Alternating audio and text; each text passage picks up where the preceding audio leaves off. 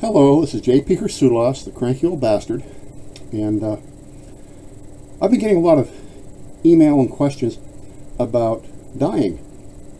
Well, basically from the project I just finished, the welded wire blade, the questions I got is basically what kind of dyes do you use and how do you apply them? And that's a good question, so that's what we're going to be addressing at this time this evening. All in all, there are several different types of dyes that are basically broken down into types, segregated and separated into what vehicle they use to apply the dye to the work. They're oil-based, water-based, and alcohol, aka spirit-based dyes. Oil-based dyes basically work well and best for wood. It also imparts a finish. It's real messy. I really don't see any reason to use them for a knife making application. The hassle about using it and the fact that it takes forever to dry compared to the other two really puts it out of the realm of being useful for me. You might find differently, but for me, I won't use them. Don't like them. The water-based dyes, they come in a variety of different colors, the dyes and stains. I use both. Dye is basically used for covering up the grain in wood, almost like a paint, but a stain allows the wood grain to show through. That's what the differences are, so I've been told. I really don't see any difference between the two in a knife making application when it comes to bone or leather or antler or anything else that we want to dye on that. The same goes with the alcohol-based dyes, but the water-based dyes, they said, come in a variety of colors. The only drawback about it is the fact it is water-based, and after about 30 to 45 days, the dyes, once they're mixed, start breaking down, and once they break, even though you mix them back together, the results you get are still not what they should be. They get kind of funky, but here again, it might be a nice effect if you like that sort of effect, so give it a try. Like I said, there's no hard, fast rule. The only person you have to please doing this is yourself and the people that hire you to make their stuff. Anything that sets you apart from anybody else, to me, is a good thing, me being the independent old bastard that I am. But water dyes, like I said, are very nice to use if you don't mind mixing up a little bit at a time. Me, I like to mix them up by the gallon because I do a lot of dyeing, and I just keep adding to it as I get low. The alcohol-based or spirit-based dyes, those are the ones I heartily recommend. They come in basically the same basic color assortments you can get as a water-based. They're very stable on the shelf. They're a little bit expensive to mix because I just found out that the denatured alcohol has been reclassified from a solvent into a fuel, which means it's a little more complicated to get a hold of. I haven't tried the methyl alcohol or the isopropyl alcohol, though I do understand that it can be used. I have not used it. I just stuck with the denatured, and it works fine for me. Now, the same thing about the alcohol-based dyes as the wood dyes are you can actually use it to dye your leather work. So you can have your leather match the bone or the stag antler that you use on the grip, which is a nice thing to get it all, basically the same color and matching in the overall presentation of the work. Now, the colors that I use, wood doesn't matter with an alcohol-based dye. The process is still basically the same. Once the bone is clean or the material is clean, you basically immerse it and just let it sit. Now, this can be facilitated faster by the use of a vacuum. The vacuum will suck into the pores, all the dye stuff in the vehicle, whether it's the alcohol or the water. I let it soak for 8 to 10 hours. Overnight's even better, 10 to 12 hours. Works well. Once it's out, you basically let it air dry and you continue on the way.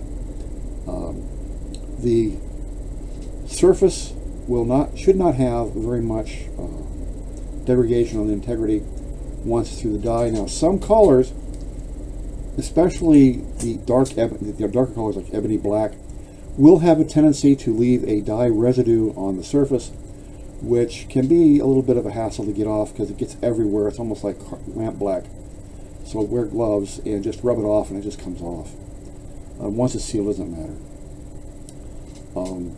Like I said, the condition of the bone is important.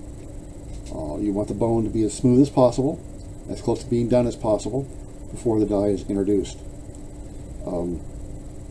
The bone I use has been steam cleaned, so there's not really much worry about any kind of diseases coming in from, you know, the cattle or the buffalo or whatever I got, or whatever these were where I got them. I get these imported from India, which was a story in itself. I'm never doing that again, but luckily I've got probably enough bone left to me for the rest of my life. Now, I've also been able to get in with the powers that be in Pasco County, Florida, to into their, what they call their boneyard. Any of these carcasses of, usually it's a deer that out here that get killed, they put it in there and let nature take its course. So I sneak in there every now and then with some mentholatum for the nose and a bucket, and we scrounge out deer bone, which is cleaned by myself here, because as I understand it, there's a rather nasty strain of tuberculosis that the deer get down here, and I do not want to get that, even though they tell me that cross-species infection is very, very unlikely. But with my luck, I'll get it. So those are basically soaked in a little chlorine bleach water, and then hit with some hydrogen peroxide. I get this hydrogen peroxide from beauty supplies. It's called Developer, and I use the level 20, and it really gets all the gunk out of there and kills everything, and it actually imparts a really nice cream color to the bone, the old bone white color. It actually bleaches a little bit, but you've got to make very sure that you clean it off by several soaking and drying cycles. Soak it, let it dry, soak it, let it dry, soak it, let it dry. Then you should be able to, any surface degradation you have on the integrity is very easily abraded away. I use a fine sandpaper, usually by hand, because you don't want to get too crazy with this. Now, the dye itself I use several colors, along with another couple materials I will go into for. The first color I use is what I call my tawny brown, which is what I use for fossilizing bone. This is my bone. This is one of the deer bones. This is what I call fossilized. You can see the color here. It's like a creamy, ancient brown. You know, some whiter spots here. It looks like it's, you know, 10, 15,000 years old, and it's on a nice little pattern welded blade. That's a nice little dagger there. This is a pattern fail. I was trying to do a twisted ladder a la Chris Peterson out of Utah. He does a twist pattern that's so bloody tight it looks like a ladder. I'm trying to get that in there, but it didn't. The knife turned out great, but the pattern didn't. So much for that one. Here's the bone. It's set with the bronze studs. As I said, it's got a nice color on that. The next color I use is basically the black, and this is the black bone. As you can see here, the bone did what it's going to do. You got the splotches, you got the uneven color, you've got the whites and the creams up here, you've got some more here. It starts going to the charcoal grays, and the rest goes into the darker blacks. This has been, you know, cleaned, dyed, sealed, and it's ready to go. Here again with the phosphor bronze studs with the phosphor bronze mouths. The third color I use is the Kami red. This is done on the knife I just finished, the welded wire. You see here again, you get the modeling, you get the darker colors here and here. You get some lighter colors like here, almost like pinks, but into the reds, into the darker reds, almost purples. It's not an unattractive knife material. It really is a very nice material to work with, and the way the bone takes the dye, it makes it all that more unique. I'll set off here with the black horn spacers and the phosphor bronze mounts. Nickel silver studs, the welded wire blade. It's all ready to go. Now, another material you can use a dye with is potassium permanganate, KMnO4. This is some weird stuff to use. You can mix it with alcohol or water. I prefer the water because it is an oxidizing agent. You got to be very careful when you have the powder around not to get it close to anything that it can oxidize and cause a fire, such as, you know, antifreeze or brake fluid. Even motor oil can sometimes get set off depending on the weight of the motor oil. You don't want to do that. That's a nasty situation. Plus, you have to be very careful because if it touches you, you will be turned brown. There was a gentleman that was journalist back in the late 1950s, early 1960s, I do believe. I was just a very young child back then, me being the delicate magnolia blossom of the Florida jungle that I am.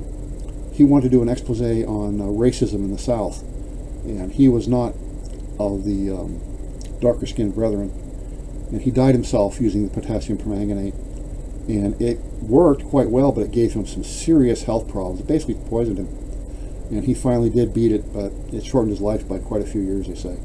Anyway, basically you soak it, same with the dye, but it will ever turn everything purple, and it will not finish the dyeing until once it hits the oxygen in the air, and for there it will go from purple to brown and every color in between.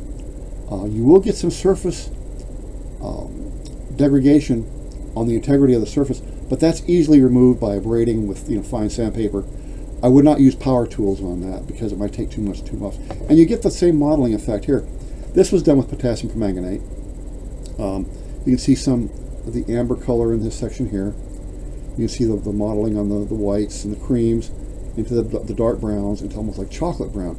It's not an unattractive color. It's got that old, decrepit, ancient look to it, sort of like me. And it works. I mean, bone is such a wonderful material to work with. But here again, you got to be careful about it. And whenever you work with bone, you want to make sure you wear a respirator, because bone dust is no fun to inhale, and that's the last thing you want to do is breathe that stuff in, and you get what they call, bone carver's consumption, and it's a very horrible way to die. But other than that, bone is one of those materials that for some reason has fallen out of favor. It was very common in 19th and early 20th up to mid 20th century pocket knife as knife scales. Was also used in other various crafts, inlays, anything else, carvings, combs, but for some reason it's fallen out of popularity, probably due to the introduction of acrylics and plastics, Bakelite, etc., nylons, Delrin, all these other man-made materials, which in their own right can be quite a attractive material. But bone is one of those materials you either love or you hate, and I happen to love it. It's very versatile. The shapes can really, even though just regular bone shape, you feel your hand, think that feels like a knife handle, and it'll tell you what it wants to be, what it feel good like. I mean, you have these bone shapes that are like hourglasses. Some are, good for single-edged knives, some for double-edged knives, some for swords, some for daggers. You have to gain some experience on using it, but it will work. All in all, that's the way the bone goes. I hope you got something out of this video for this evening. I want to thank you all for listening. If you have not already done so, please subscribe to my channel. If you haven't already done so, please hit the like button. All these blades here that I just shown you, from the big old welded wire one to this little stickier with a potassium permanganate one, to the large stiletto with the black bone, and the pattern failure ladder pattern dagger with the fossilized bovine ivory are available on my website for sale as it is right now. The website address is www.atar.com. That will be in the description below. If you'd like to obtain one of these pieces, I would love to sell you one. Go to my website, it has ordering instructions there and how to contact me direct. Other than that, may the wise Lord bless and keep you all. Have a wonderful evening. Thank you for your time, and good night.